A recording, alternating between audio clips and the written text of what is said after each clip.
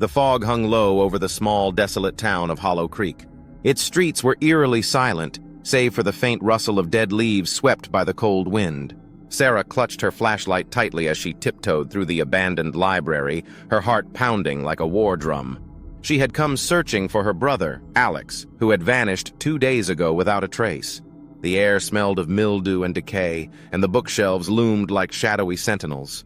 As Sarah moved deeper into the library, the sound of shuffling feet froze her in her tracks. She turned her flashlight toward the noise, revealing a figure staggering toward her.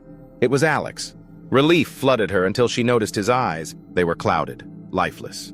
His skin was pale and his mouth hung open, revealing bloodied teeth. "Alex?" Sarah whispered, taking a cautious step back. Her brother groaned, his movements jerky and unnatural. The realization hit her like a punch to the gut.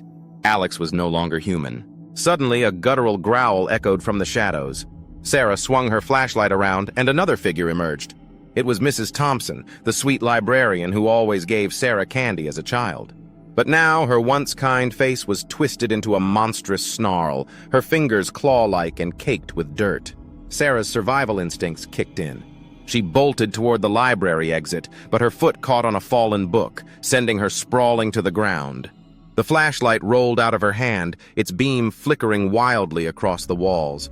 She could hear the zombies closing in, their groans growing louder, more insistent.